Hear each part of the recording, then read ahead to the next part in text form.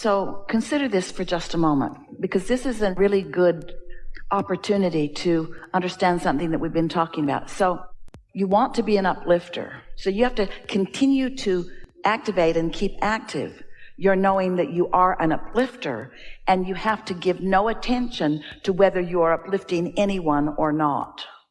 Because in doing so, now you're aware of their response to you, which is where it goes wonky. You have to leave their response to you out of it, because that's on them.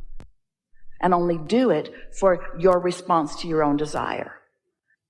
Do you know, there are those who will not be uplifted. If you've got your eye on whether they're being uplifted or not, then you lose your connection and then you feel bad. So this has to be a singular intent only. I do it. Why? Why do I do it? I want to feel good and I want to be in alignment so that I can uplift them. Because now their response to you is part of the equation, and that's where it always gets muddled. So stop for just a moment. Imagine your inner being, or imagine a cluster of inner beings which you want to call Source. Try to get a visual on Source aware of all of you. And do you think Source is ever saying, look at all those suckers of energy? And you know why Source would never feel that way or think that way? Because Source remains in the replenishing mode. And so there's never any drag. There's never any drain. And not so with you either. So that wasn't our intent to point out to you that there is a drain. We just want you to feel the never-ending replenishment that is always yours. Because we really want you to hear this. You cannot focus too specifically when you are tuned in, tapped in, turned on. But you can focus too specifically when you're not. This is a really good conversation, because the thing about that is, so you're tuned in, ideas start to come, you're flowing with them, and it's good until it isn't. So when it stops feeling good, does that mean that the work that you did before is irrelevant, or does it just mean leave it there for now? That's what we call don't try so hard, don't try to make it happen, don't try to push the noodle. Here's the thing. If you've let it get to anxiety, then there's nothing for you to do in the moment, because everything you try to do to get rid of anxiety will cause more anxiety. That's why we say, let's get out ahead of it. Don't fall in the hole and then try to climb out. Stay away from the hole. That's what we mean by getting out ahead of it. Be nicer to yourself. Give yourself more time. Do the things that soothe you most. Don't get depleted and then try to fix it. Do the things that encourage the opposite of depletion, which is renewal and replenishment. Find a time to meditate and do more basking and get off to yourself and let yourself daydream. Because if you're out ahead of it, more momentum can happen. But if you've caught yourself in resistance and you try to fix it, the momentum follows the resistance rather than the allowing. Does that make sense to you? Whatever's most active within you, that's the direction that it's going to go. A while back, and Esther demonstrated it for friends the other day, we encouraged Esther to take a piece of paper and in one corner write something that was representative of good things she wants. And in the other corner of the paper, we asked her to put a symbol that was evidence or an indicator of things unwanted. And then we asked her to make herself a dot right in the middle of the bottom of the paper. And then we asked her to just begin daydreaming. And so she thought a thought that was in harmony with all the good things she wants. We just began drawing a little line from where she was in that direction. And as she thought more, then more. And as she thought more, then more. But eventually, and quicker than she would want to admit, but it was perfect and fine, she got somewhere where she thought a thought that started to go off this way. In other words, it was a action thought, a what I need to do thought, or an old belief thought. But because she had some momentum already going that way, in the moment that she started to go that way, she caught it and then thought a better thought about that, and off she went again. And then another thought sort of tried to take her over there, but she caught it and thought a better thought, and off she went. Now, this is another way. In other words, you can, if you're in a good feeling place and you are sensitive to the way you feel, You can think the thoughts deliberately. You could meditate and get tuned in, which would lead you to blissful thoughts.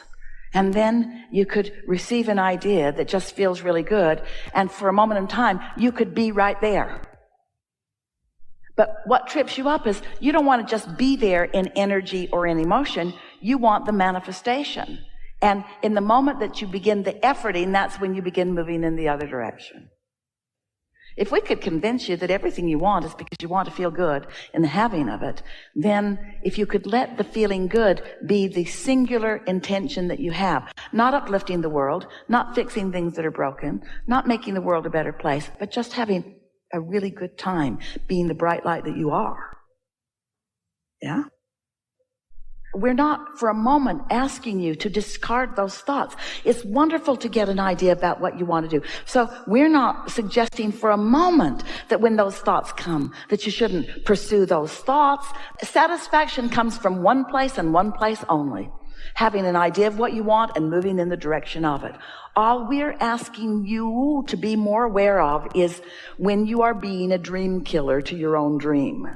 That's all. Don't be practical about your dreams. Because when you're practical about them, you try to put pieces in that you don't have yet. You are practical. You are humans. And it's the thing that Esther is most focused upon, not focusing upon these days. It's the thing that she's most focused upon, not focusing upon. She wants to jump into action too soon. Because the dream doesn't feel like it's enough, but it is.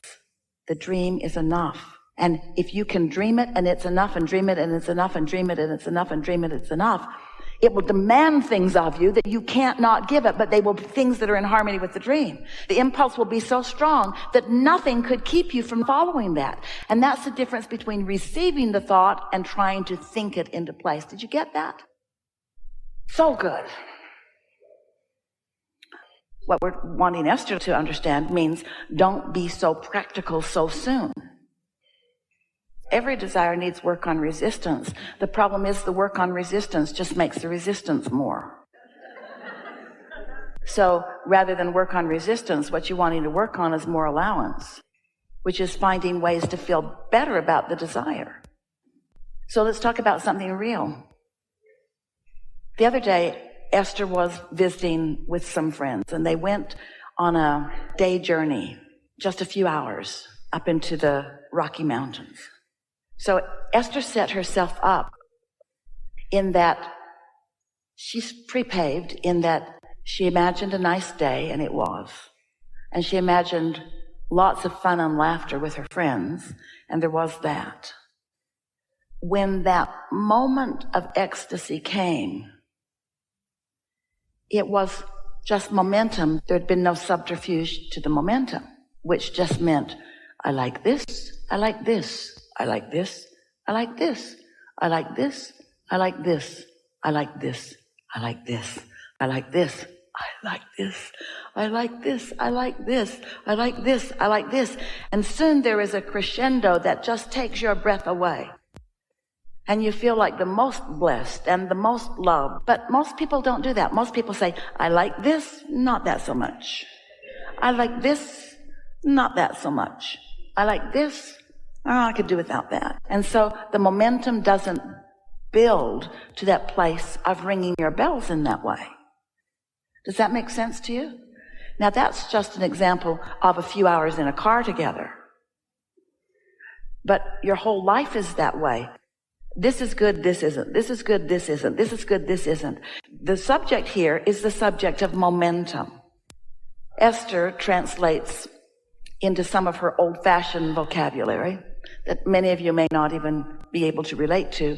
It's like priming the pump. Priming the pump. Did you ever prime a pump? Sometimes you have to suck on a hose to get it going, and then once it gets going, then... So, priming the pump, or get out ahead of it. Segment intend. Look for positive aspects. You cannot be practical because your practicality will kill the momentum. That objectivity, that practicality is, I really want more money, but I don't have enough right now. I really want more money, but my family never had enough money. I really want more money, but my job just doesn't pay enough. I really want more money, but so there's not an allowance of the laws of the universe to help you out. So it takes some decision, and we like determination, but we want your determination to be focused upon the determination to find the best feeling thoughts. And if you find yourself working too hard at it, then it's not really a good exercise. So the easiest thing to get momentum going is to find something that it's easy to get momentum going about. Now we're going to give you something here that's going to help you enormously. This will make sense to all of you. It's our favorite way of explaining this. Every subject is two subjects, like the end of the stick that has what you want on it and the end of the stick that has the absence of what you want on it. I want more money is one end of the stick. I don't have enough money is the other end. So let's say that that's not the only stick in the pile. There's the money stick, there's the relationship stick, there's the way I earn my money stick, there's the friendship stick, there's the lover stick, there's the where I live stick, there's all this bundle of sticks. And let's say that you've decided that you're going to identify and isolate feeling good on the money stick. So you think about it, but the other end of the stick, you've practiced it more. So every time you try to think about or daydream about more money, you just become more practical and realize that you don't have enough. So you try, but it's a struggle and you never really get there. And then you feel like you're not good at this. But what if in that pile of sticks, there was a really good feeling stick? Maybe it's your dog, your little dog. That cute little dog that licks your face, that cute little dog that you have never had anything but a blissful thought about. You just can't bring yourself to do anything but love that dog. Do you have one of those dogs? Do you know one of those dogs? So that little dog, as you're thinking about that little dog, you're thinking about that little dog, and it's so easy to be on that end of the stick. And so you think about the little dog, you think about cute little dog, that dog that waits for you and loves you and is so unconditional in that love and so really adorable. Think about the pictures of that dog that is so easy for you to love. So that's the stick that you're focused upon. And the other end of the stick just is not activated at all. By activating that end of that stick, you now have access to that end of all of those sticks. Now you might jump to the money stick, in which case you'll go to the other end. But it takes a minute. And meanwhile, you did good work on all the end of all those sticks if you just understand that it's a vibrational thing that you're doing here. You're tuning yourself to this end of the stick, which is to say you're tuning yourself to positive expectation, which is to say you're tuning yourself to the way your inner being looks at all your sticks, which means you're tuning yourself to pure positive energy, which means you're tuning yourself to being in the receiving mode, which means you're tuning yourself to being in the vortex, which means you're tuning yourself to being a vibrational match to what's in your vortex. You see what we're getting at? So don't be practical. Take the path of least resistance. What is the easiest stick to feel good about? Whatever it is. And before you know it, you'll feel good about just about all the sticks. And if you're like most humans, you'll still focus upon the problem stick. You don't need to. So it works the other way too. Maybe you've got this pile of sticks and you're feeling pretty good about them. You like your house, you like your mate, you like your job, you're doing really good. You just don't like that one neighbor. Well, you could focus upon the neighbor or the barking dog that lives with the neighbor. You could focus there, and before you know it, you've activated the other end of all of your sticks, because that's the way tuning is, you see.